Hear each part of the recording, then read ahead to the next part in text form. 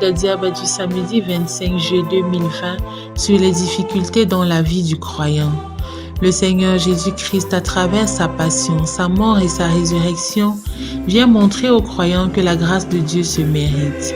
Il prend pour cela la condition du dernier des hommes pour cheminer jusqu'au sommet.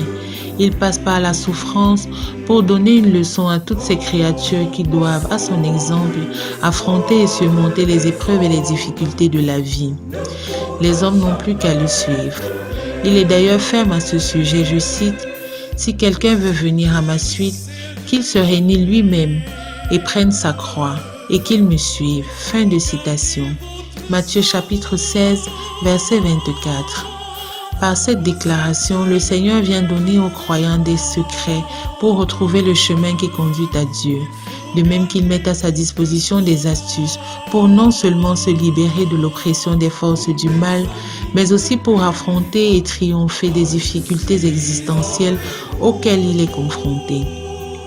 En effet, Dieu a besoin du croyant mature dans la foi, celui qui n'a pas peur de faire face à l'adversité.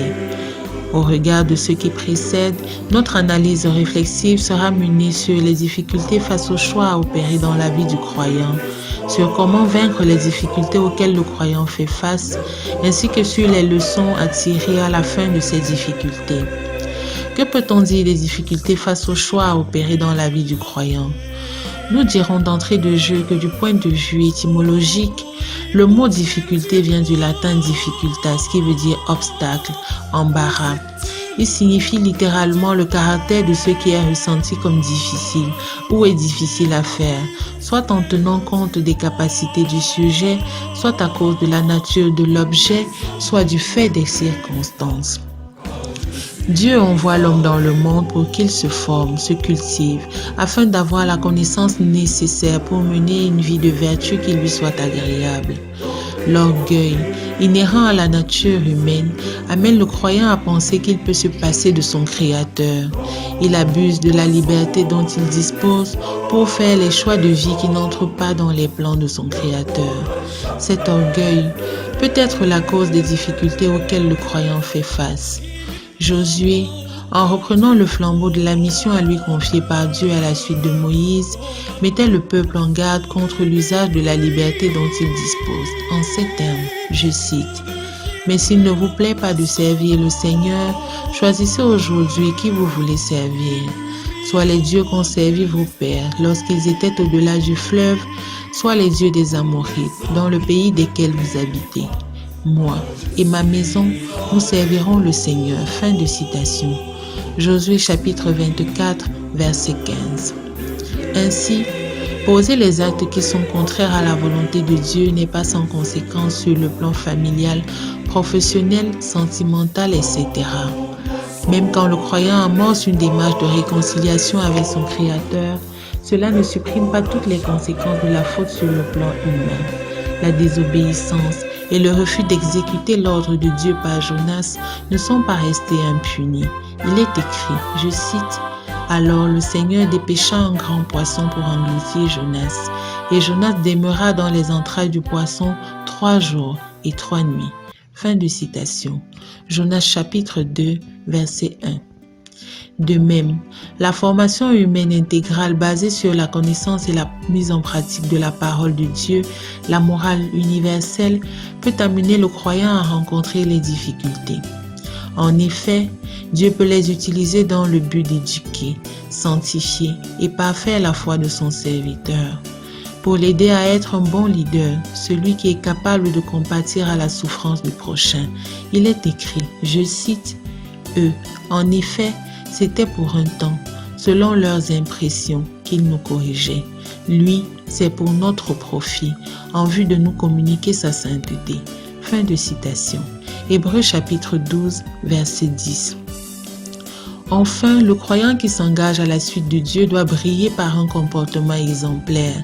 C'est ainsi qu'en délaissant la vie de débauche, la corruption, le vol, l'adultère, la fornication, etc., il peut se voir sanctionné sur le plan social ou professionnel par ceux qui s'y plaisent dans les œuvres de la chair. Il est écrit, je cite, « On les connaît, les œuvres de la chair, libertinage, impureté, débauche, idolâtrie, magie, haine, discorde, jalousie, emportement, rivalité, dissension, faction, envie, beuverie, ripaille et autres choses semblables. Leurs auteurs, je vous en préviens, comme je l'ai déjà dit, n'hériteront pas du royaume de Dieu. Fin de citation. Galates chapitre 5, versets 19 à 21. De ce qui précède, quelles sont donc les solutions à entrevoir pour le croyant? En voulant parfois s'appuyer uniquement sur sa force et son intelligence, le croyant se retrouve déstabilisé. En effet, surestimer ses forces est préjudiciable pour le croyant, car celui-ci se trouve confronté à l'inquiétude, au désespoir, à la tristesse. Il est important que le croyant s'appuie sur le soutien inconditionnel de Dieu. Il est écrit, je cite, « Puis, appelle-moi au jour de la détresse, je te délivrerai et tu me glorifieras. » Fin de citation. Psaume 50, verset 15. Le croyant doit s'appuyer sur son Créateur par l'entremise d'une prière active, celle qui s'accompagne par des actes. Il doit faire de Dieu sa priorité, lui faire entièrement confiance et renoncer au péché. Il est écrit, je cite, « Ne soyez inquiets de rien, mais en toute occasion, par la prière et la supplication, accompagnées d'actions de grâce, faites connaître vos demandes à Dieu. » Fin de citation. Philippiens chapitre 4, verset 6. De même, le croyant doit adhérer au programme de formation que Dieu lui soumet. Il doit rechercher le positif dans tout ce qui lui arrive comme difficulté. Il est écrit, je cite, « Car Dieu ne nous a pas destinés à subir sa colère, mais à posséder le salut par notre Seigneur Jésus-Christ, mort pour nous, afin que veillant ou dormant, nous vivions alors unis à lui. » Fin de citation.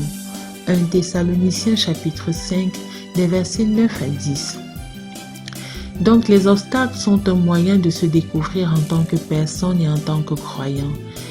Il se doit également de développer une forte personnalité pour ne pas céder au découragement en cherchant le chemin de la facilité.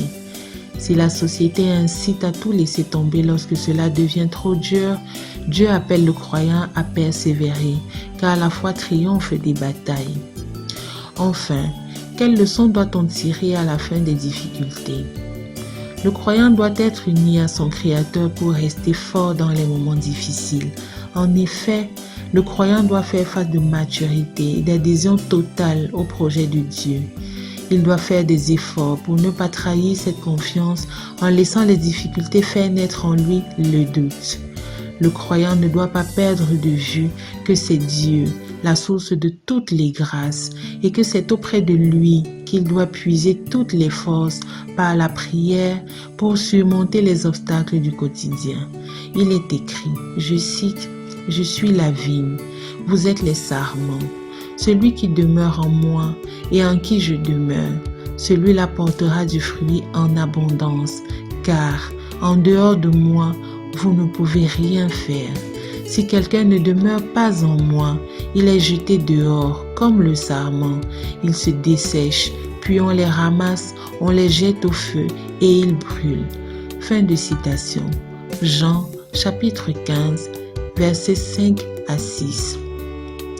Donc, il faut garder en permanence la bonne humeur, car l'attitude du croyant est déterminante pour surmonter les obstacles qui se dressent sur son chemin.